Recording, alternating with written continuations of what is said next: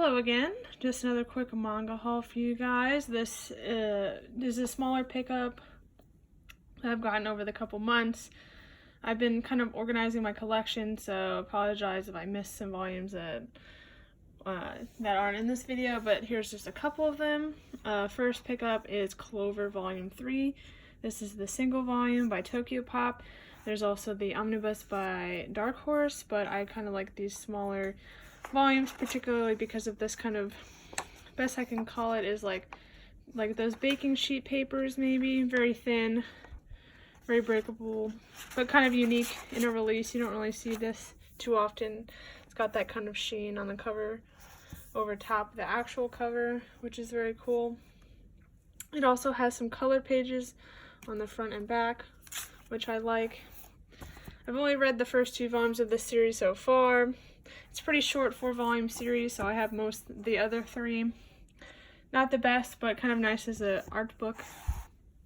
Next I have is Tokyopop, or Pet Shop of Horrors Tokyo, sequel to Pet Shop of Horrors.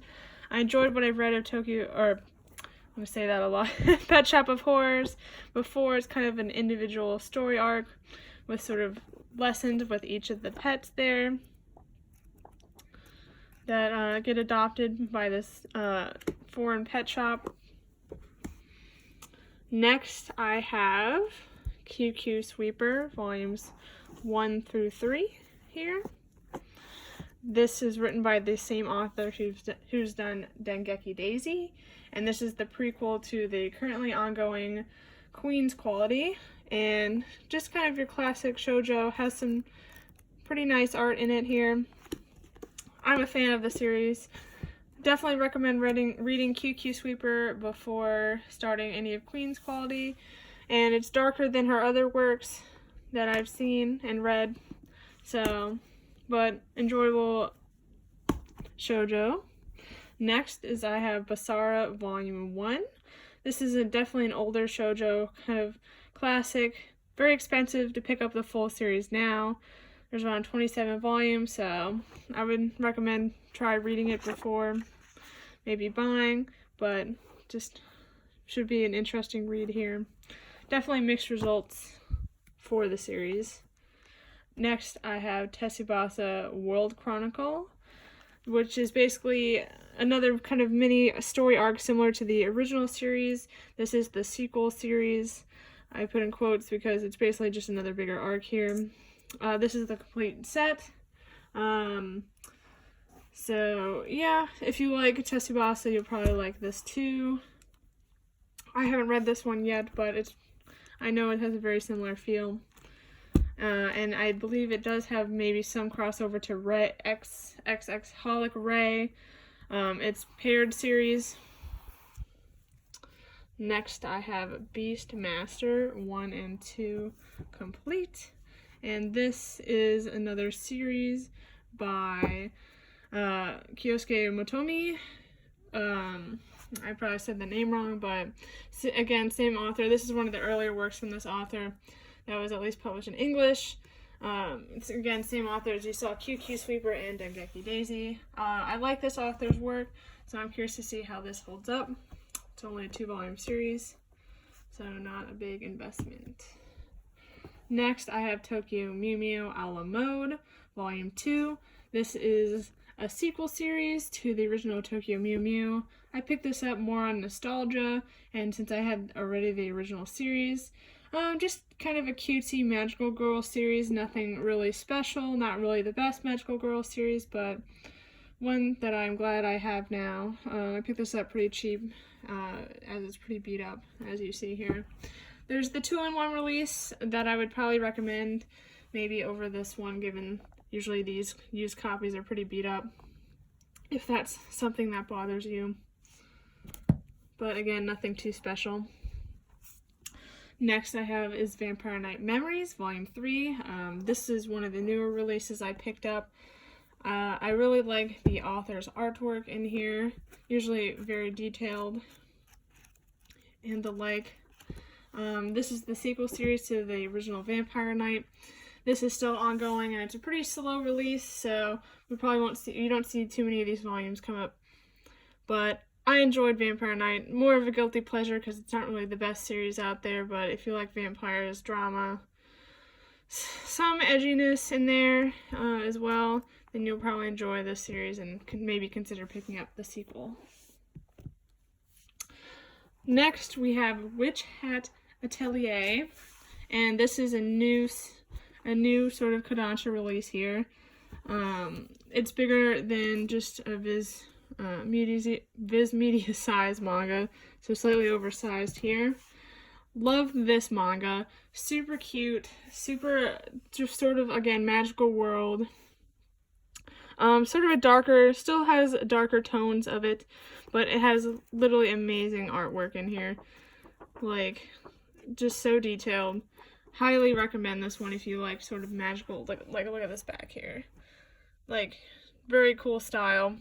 But if you love sort of magical fantasy works, as you have the main character here is an apprentice, but highly recommend this series.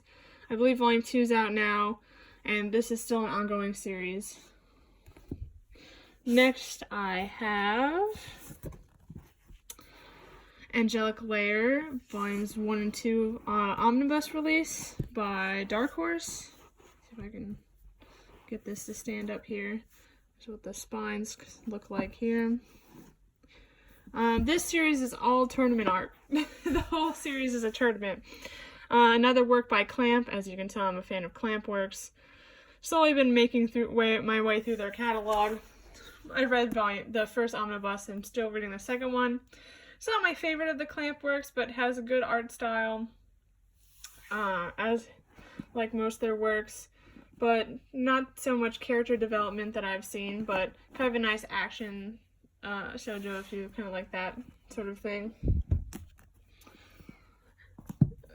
Next, I have Wanted, which is just a single volume here by Matsuri Hino, same author as Vampire Knight. I just really like the author's art on here, usually fairly detailed.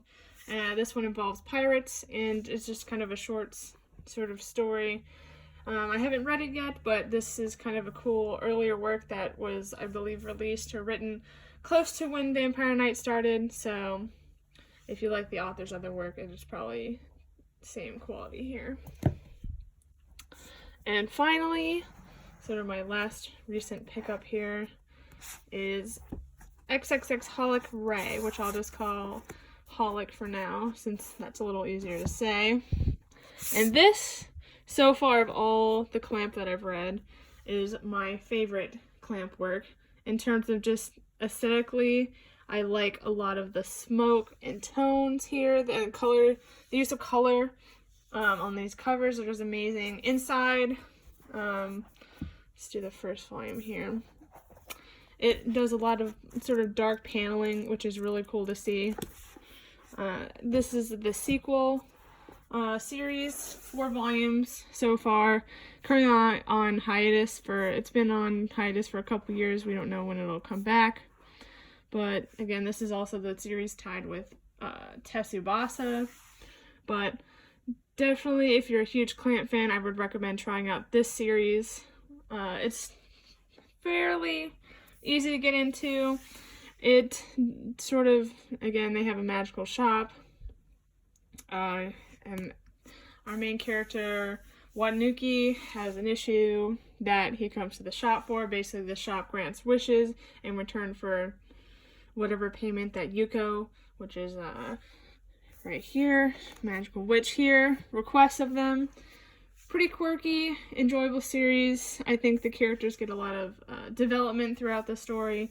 And I have read the sequel here, which again is more of a similar feel to the original series. So if you like Holic, you'll probably like Ray, but it does end on a cliffhanger given it's still on hiatus as well. So if that's not your thing, maybe hold off on getting these.